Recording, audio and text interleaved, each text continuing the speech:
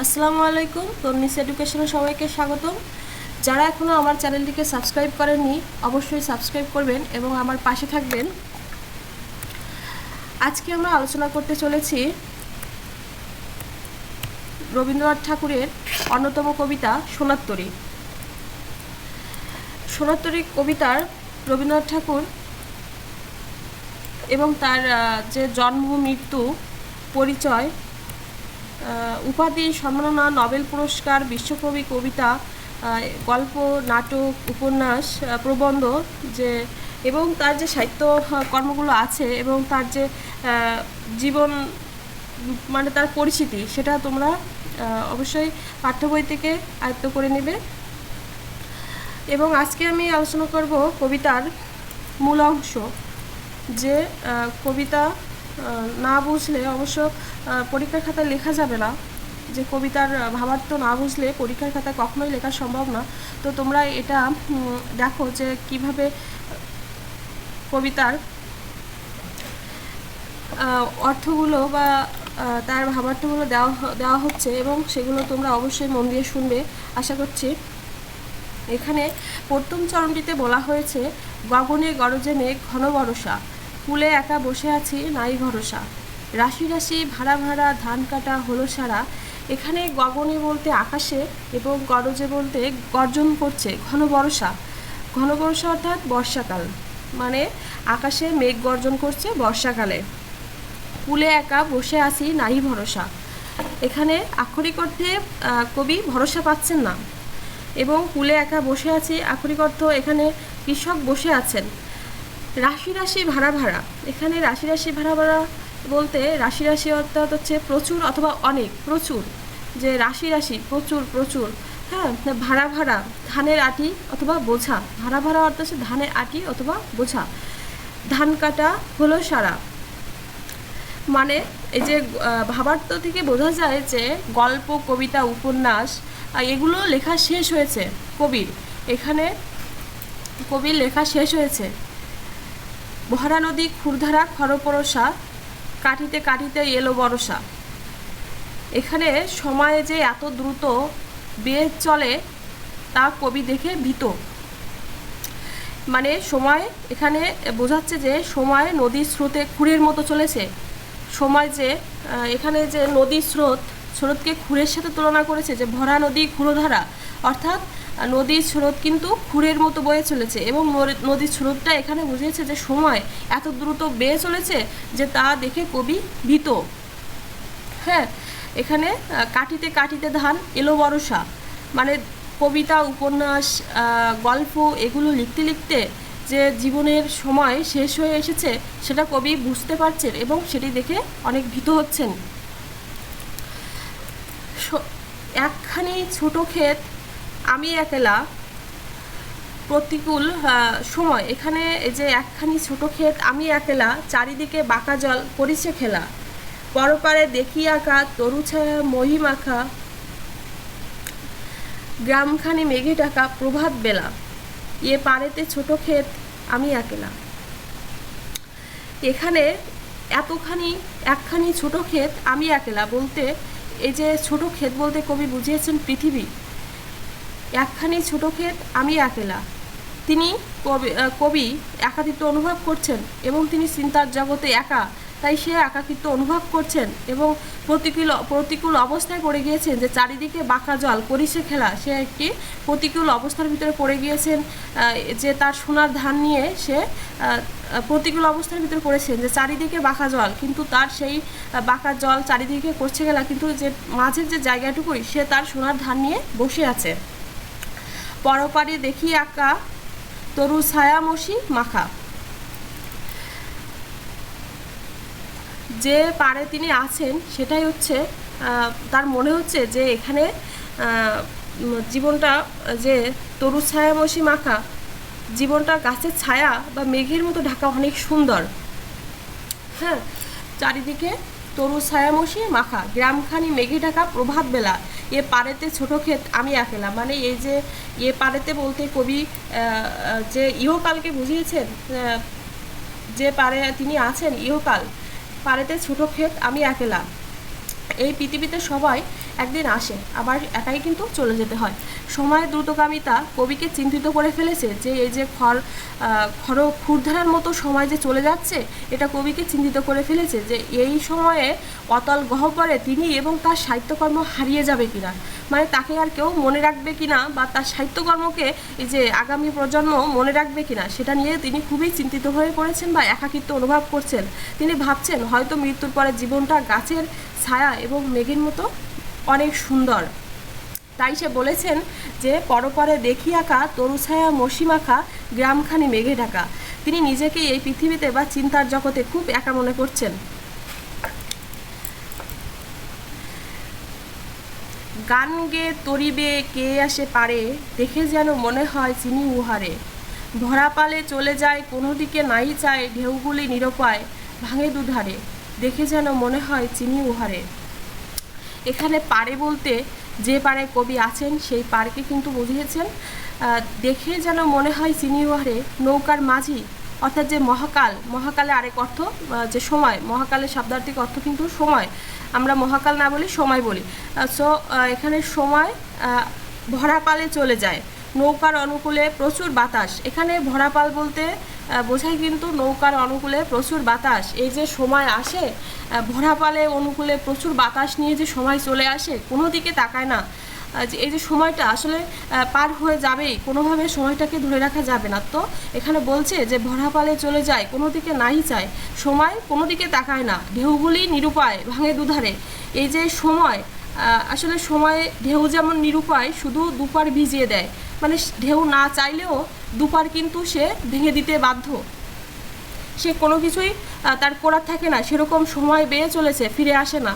তো সেরকমই সময় আসলে চাইলেও থেমে যেতে পারে না, বা কোনো কিছু নিয়ে যেতে পারে না, বা কোনো কিছুই করতে পারে না। সময় সময়ের মতো প্রবাহমান, সময় ঢেউ স্রোতের মতো প্রবাহমান, সময় কখনো ফিরে আসে না বা থেমে থাকে না। তো এখানে বলছে ঢেউগুলি নিরুপায় ভাঙে দুধারে, মানে সময় চাইলেও সময়ের কিছু করার নেই, সে তাকে চলে যেতেই হবে। দেখে যেন মনে হয় চিনি উহারে, মানে উহারে বলতে প্রবাহমান সময় অর্থাৎ মহাকালকে মনে হয় চেনে, কবি মহাকালকে মনে হয় চেনে, সে ভাবছে যে আমি মনে হয় চিনি উহারে। কবির কল্পনা সে সোনাত্তরী ভরা পাল চলে এসেছে। কবি সেই মাঝিকে অর্থাৎ সেই প্রবাহমান সময়কে চিনে ফেলেছেন, যে হয়তো উনি এসে গিয়েছেন যে আমার এই সোনার ধানগুলো নিয়ে যেতে পারে। সেই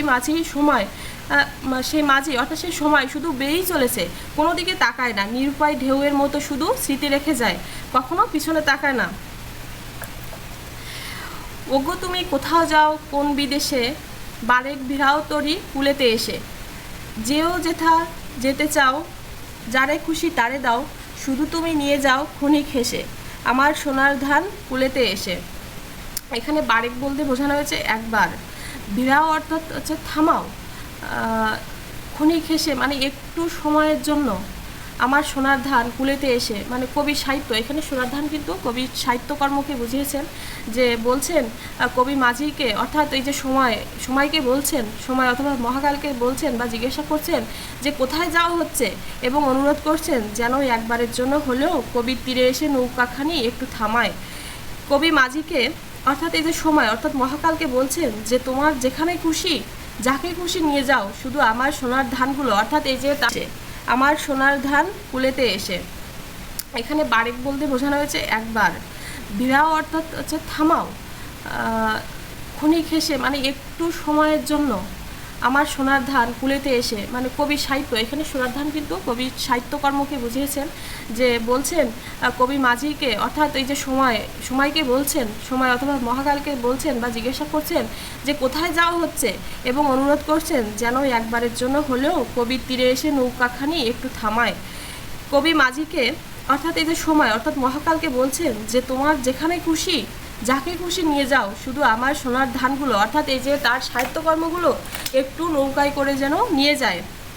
অর্থাৎ সময়ের এই স্রোতে যা আছে আর নাই দিয়েছি ভরে।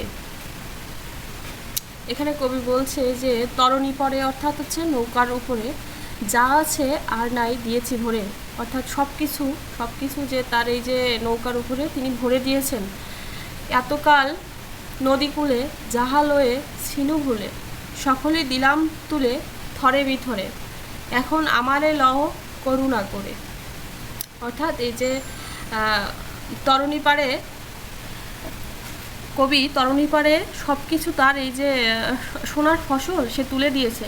তো এই যে মাঝি অর্থাৎ এই যে মহাকাল জিজ্ঞাসা করছে আর আছে, তখন কবি বলছে আর নাই, দিয়েছি ভরে এতকাল নদীকূলে। অর্থাৎ এই যে এতকাল নদীকূলে এখানে বোঝানো হচ্ছে নদীকূলকে বোঝানো হচ্ছে যে এই পৃথিবীতে এতকাল এই পৃথিবীতে যা কিছু গুছিয়েছিলেন তিনি, সাজিয়ে গুছিয়েছিলেন তিনি, বা যা সাহিত্যকর্ম তিনি আয়ত্ত করেছিলেন সব কিছু সে থরে বিথরে অর্থাৎ সাজিয়ে গুছিয়ে সুন্দর করে থরে বিথরে সে তরণী পাড়ে অর্থাৎ এই যে নৌকার উপরে সাজিয়ে গুছিয়ে দিয়েছেন। তো সাজিয়ে গুছিয়ে দেওয়ার পরে এই যে কবি বলছেন এখন আমাদের লহ করুণা করে। তখন এই যে মাঝি বলছেন এই যে ঠাই নাই ছোটো সে তরি, আমারই সোনার ধানে গিয়েছি ভরি। তখন এই যে মহাকাল সে সময় অর্থাৎ সময় বলছে ঠাই নাই ছোটো সে তরি, আমার সোনার ধানে গিয়েছে ভরি। শ্রাবণ গগন ঘিরে ঘনমে ঘুরে ফিরে শূন্য নদীর তীরে রহিনু পড়ি, যা ছিল নিয়ে গেল সোনার তরি। মাঝি কবিকে বলল আমার এই ছোটো নৌকাতে আর জায়গা নাই সোনার ধানে। অর্থাৎ এই যে কবির সাহিত্যকর্ম সবটুকু জায়গা জুড়ে নিয়েছে, অর্থাৎ সবটুকু জায়গা ভরে গিয়েছে। তারপর সেই মাঝি তার নৌকা নিয়ে চলে গেল, এই যে মহাকাল সময় তার এই যে কর্মফল নিয়ে চলে গেল, কিন্তু কবিকে নিলেন না। এই যে কৃষক তাকে আর নিলেন না, তার ফসল অর্থাৎ কর্ম নৌকায় বা সময়ের স্রোতে ভাসিয়ে দিয়ে সে নদীর তীরে একা পড়ে রইল। এখান থেকে আমরা যেটা বুঝি যে আসলে আমাদের এই যে ফসল, এখানে ফসল বলতে আমাদের এই যে সাহিত্যকর্ম পৃথিবীতে যে আমাদের এই কর্ম সেগুলোকে আমরা বুঝে থাকি।